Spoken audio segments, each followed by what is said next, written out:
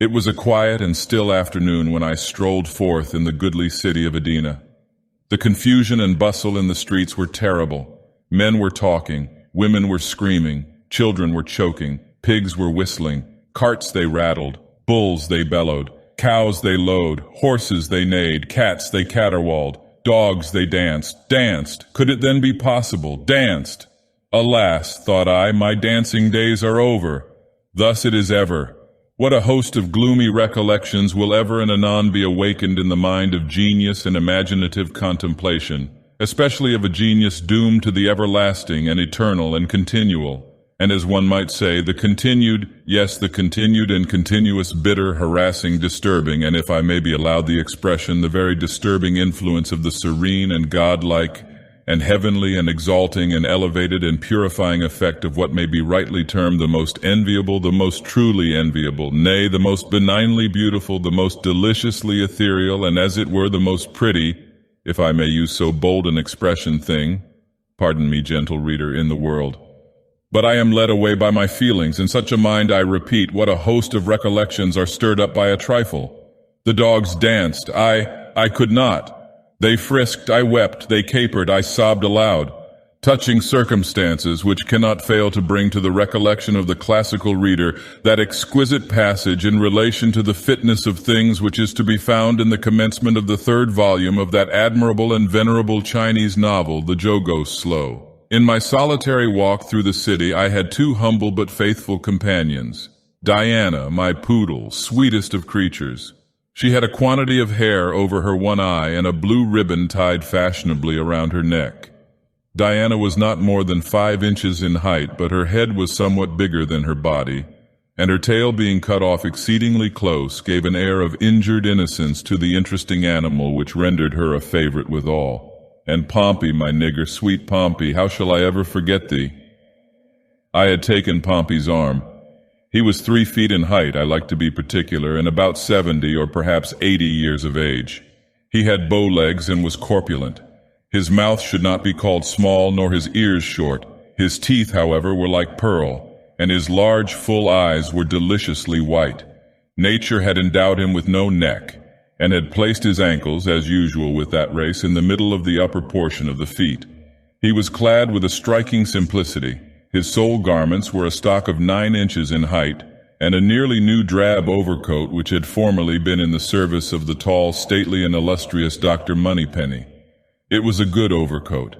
It was well cut. It was well made. The coat was nearly new.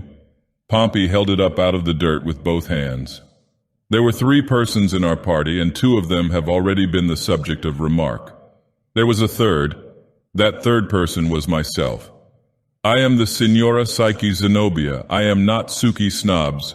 My appearance is commanding. On the memorable occasion of which I speak, I was habited in a crimson satin dress with a sky-blue Arabian mantelet, and the dress had trimmings of green agraffas and 7 graceful flounces of the orange-colored auricula. I thus formed the third of the party. There was the poodle, there was Pompey, there was myself. We were 3. Thus it is said there were originally but 3 furies, Melty, Nimmy, and Hetty, meditation, memory, and singing. Leaning upon the arm of the gallant Pompey, and attended at a respectful distance by Diana, I proceeded down one of the populous and very pleasant streets of the now deserted Adena. On a sudden there presented itself to view a church, a Gothic cathedral, vast, venerable, and with a tall steeple which towered into the sky. What madness now possessed me? Why did I rush upon my fate? I was seized with an uncontrollable desire to ascend the giddy pinnacle and thence survey the immense extent of the city. The door of the cathedral stood invitingly open. My destiny prevailed. I entered the ominous archway. Where then was my guardian angel? If indeed such angels there be. If, distressing monosyllable. What a world of mystery and meaning and doubt and uncertainty is there involved in thy 2 letters. I entered the ominous archway. I entered, and without injury to my orange-colored auriculas, I passed beneath the portal and emerged within the vestibule. Thus it is said the immense river Alcaeus passed unscathed and unwetted beneath the sea. I thought the staircases would never have an end. Round. Yes, they went round and up and round and up and round and up, until I could not help surmising with the sagacious Pompey, upon whose supporting arm I leaned in all the confidence of early affection. I could not help surmising that the upper end of the continuous spiral ladder had been accidentally, or perhaps designedly, removed. I paused for breath, and in the meantime an incident occurred of too momentous a nature in a moral and also in a metaphysical point of view to be passed over without notice. It appeared to me, indeed I was quite confident of the fact, I could not be mistaken. No, I had for some moments carefully and anxiously observed the motions of my Diana. I say that I could not be mistaken. Diana smelt a rat. I called Pompey's attention to the subject, and he agreed with me. There was then no longer any reasonable room for doubt. The rat had been smelled, and by Diana. Heavens, shall I ever forget the intense excitement of that moment? Alas, what is the boasted intellect of man? The rat! It was there, that is to say, it was somewhere. Diana smelled the rat. I could not. Thus it is said the Prussian Isis has for some persons a sweet and very powerful perfume, while to others it is perfectly scentless. The staircase had been surmounted, and there were now only 3 or 4 more upward steps intervening between us and the summit. We still ascended, and now only 1 step remained. 1 step. 1 little step. Upon one such little step in the great staircase of human life, how vast a sum of human happiness or misery often depends. I thought of myself, and then of Pompey, and then of the mysterious and inexplicable destiny which surrounded us. I thought of Pompey, but alas, I thought of love. I thought of the many false steps which have been taken and may be taken again. I resolved to be more cautious, more reserved. I abandoned the arm of Pompey, and without his assistance surmounted the 1 remaining step and gained the chamber of the belfry. I was followed immediately afterwards by my poodle. Pompey alone remained behind. I stood at the head of the staircase and encouraged him to ascend. He stretched forth to me his hand, and unfortunately in so doing was forced to abandon his firm hold upon the overcoat. Will the gods never cease their persecution?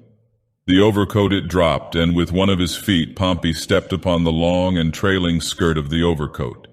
He stumbled and fell. This consequence was inevitable. He fell forwards, and with his accursed head striking me full in the breast, precipitated me headlong, together with himself, upon the hard, the filthy, the detestable floor of the belfry. But my revenge was sure, sudden, and complete. Seizing him furiously by the wool with both hands, I tore out a vast quantity of the black and crisp and curling material, and tossed it from me with every manifestation of disdain. It fell among the ropes of the belfry and remained. Pompey arose and said no word, but he regarded me piteously with his large eyes and sighed. Ye gods, that sigh. It sunk into my heart. And the hair, the wool. Could I have reached that wool, I would have bathed it with my tears in testimony of regret. But alas, it was now far beyond my grasp. As it dangled among the cordage of the bell, I fancied it still alive. I fancied that it stood on end with indignation.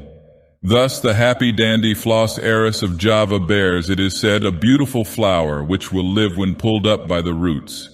The natives suspend it by a cord from the ceiling and enjoy its fragrance for years. Our quarrel was now made up, and we looked about the room for an aperture through which to survey the city of Adena. Windows there were none. The sole light admitted into the gloomy chamber proceeded from a square opening about a foot in diameter at a height of about 7 feet from the floor. Yet what will the energy of true genius not effect? I resolved to clamber up to this hole. A vast quantity of wheels, pinions, and other cabalistic-looking machinery stood opposite the hole, close to it, and through the hole there passed an iron rod from the machinery. Between the wheels and the wall where the hole lay there was barely room for my body, yet I was desperate and determined to persevere. I called Pompey to my side. You perceive that aperture, Pompey. I wish to look through it. You will stand here just beneath the hole. So. Now hold out one of your hands, Pompey, and let me step upon it. Thus. Now the other hand, Pompey, and with its aid I will get upon your shoulders. He did everything I wished, and I found upon getting up that I could easily pass my head and neck through the aperture. The prospect was sublime. Nothing could be more magnificent. I merely paused a moment to bid Diana behave herself and assure Pompey that I would be considerate and bear as lightly as possible upon his shoulders. I told him I would be tender of his feelings, aussi tender que Zaire.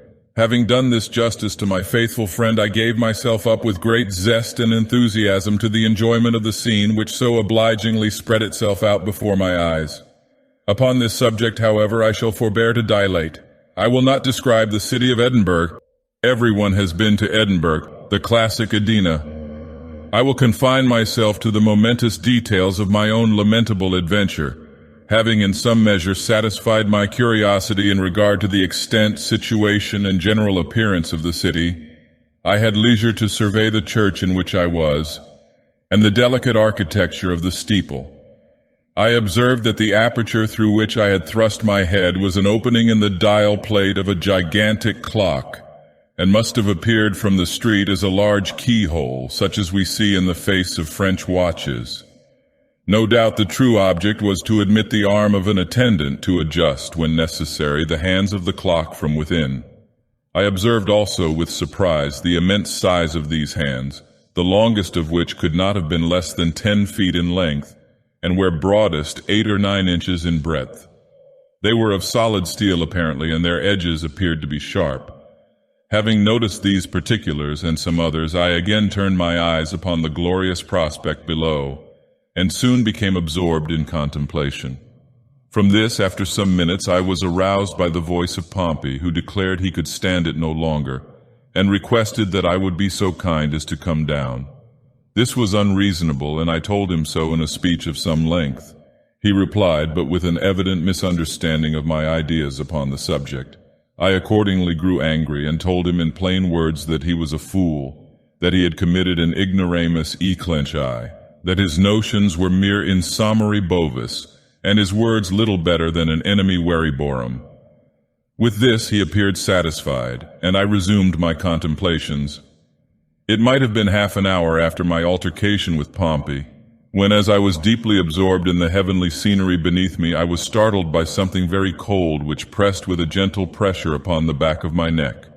It is needless to say that I felt inexpressibly alarmed. I knew that Pompey was beneath my feet, and that Diana was sitting, according to my express directions, upon her hind legs in the farthest corner of the room. What could it be? Alas, I but too soon discovered.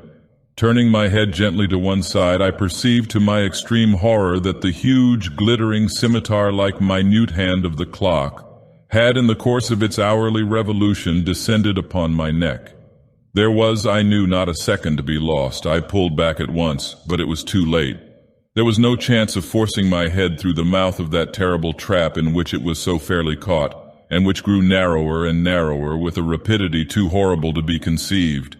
The agony of that moment is not to be imagined. I threw up my hands and endeavored with all my strength to force upwards the ponderous iron bar. I might as well have tried to lift the cathedral itself. Down, down, down it came, closer and yet closer.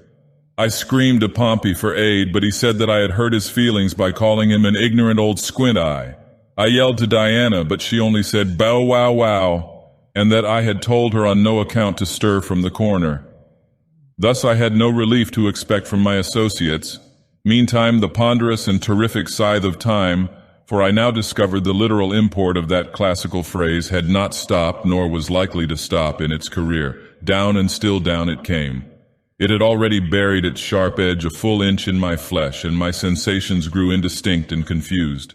At one time I fancied myself in Philadelphia with the stately doctor, Moneypenny at another in the back parlor of Mr. Blackwood receiving his invaluable instructions. And then again the sweet recollection of better and earlier times came over me, and I thought of that happy period when the world was not all a desert, and Pompey not altogether cruel. The ticking of the machinery amused me. Amused me, I say, for my sensations now bordered upon perfect happiness, and the most trifling circumstances afforded me pleasure. The eternal click-clack, click-clack, click-clack of the clock was the most melodious of music in my ears, and occasionally even put me in mind of the grateful sermonic harangues of Dr. Olapod. Then there were the great figures upon the dial plate, how intelligent, how intellectual they all looked, and presently they took to dancing the mazurka, and I think it was the figure V who performed the most to my satisfaction. She was evidently a lady of breeding, none of your swaggerers and nothing at all indelicate in her motions. She did the pirouette to admiration, whirling round upon her apex. I made an endeavor to hand her a chair, for I saw that she appeared fatigued with her exertions, and it was not until then that I fully perceived my lamentable situation. Lamentable indeed, the bar had buried itself 2 inches in my neck. I was aroused to a sense of exquisite pain. I prayed for death, and in the agony of the moment could not help repeating those exquisite verses of the poet Miguel de Cervantes. Vani buren, tan escondida queri notis enti veni pork and pleasure, deli mori nomi, torni, dairy, witty. But now a new horror presented itself, and one indeed sufficient to startle the strongest nerves. My eyes, from the cruel pressure of the machine, were absolutely starting from their sockets. While I was thinking how I should possibly manage without them, one actually tumbled out of my head and, rolling down the steep side of the steeple, lodged in the rain gutter which ran along the eaves of the main building. The loss of the eye was not so much as the insolent air of independence and contempt with which it regarded me after it was out. There it lay in the gutter just under my nose, and the airs it gave itself would have been ridiculous had they not been disgusting. Such a winking and blinking were never before seen. This behavior on the part of my eye in the gutter was not only irritating on account of its manifest insolence and shameful ingratitude, but was also exceedingly inconvenient on account of the sympathy which always exists between 2 eyes of the same head, however far apart. I was forced in a manner to wink and blink whether I would or not, in exact concert with the scoundrelly thing that lay just under my nose. I was presently relieved, however, by the dropping out of the other eye. In falling, it took the same direction, possibly a concerted plot, as its fellow. Both rolled out of the gutter together, and in truth I was very glad to get rid of them. The bar was now 3.5 inches deep in my neck, and there was only a little bit of skin to cut through. My sensations were those of entire happiness, for I felt that in a few minutes at farthest I should be relieved from my disagreeable situation, and in this expectation I was not at all deceived. At 25 minutes past 5 in the afternoon precisely, the huge minute hand had proceeded sufficiently far on its terrible revolution to sever the small remainder of my neck. I was not sorry to see the head which had occasioned me so much embarrassment at length make a final separation from my body. It first rolled down the side of the steeple, then lodged for a few seconds in the gutter, and then made its way with a plunge into the middle of the street. I will candidly confess that my feelings were now of the most singular, nay, of the most mysterious, the most perplexing and incomprehensible character. My senses were here and there at one and the same moment. With my head I imagined at one time that I, the head, was the real Signora Psyche Zenobia. At another I felt convinced that myself, the body, was the proper identity.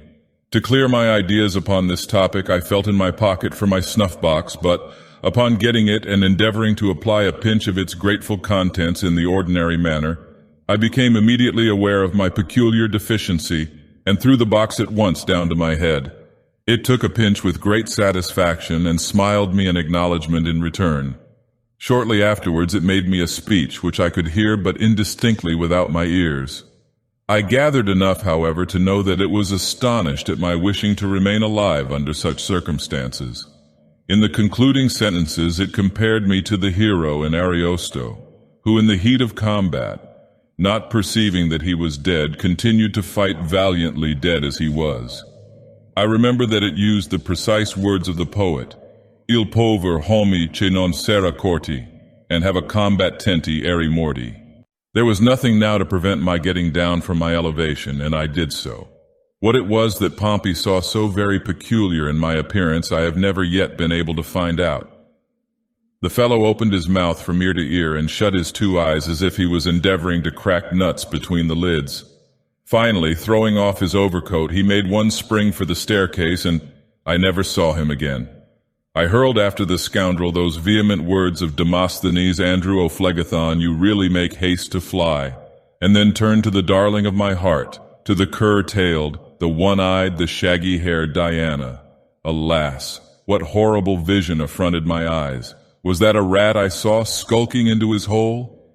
Are these the picked bones of the little angel who has been cruelly devoured by the monster? Ye gods! And what do I behold?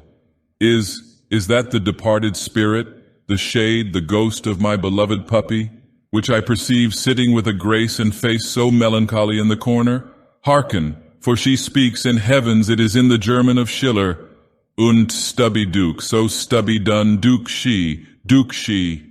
Alas, and are not her words too true? And if I died, at least I died for thee, for thee. Sweet creature, she too has sacrificed herself in my behalf. Dogless, mongrelless, headless, what now remains for the unhappy Signora Psyche Zenobia? Alas, nothing, I have done.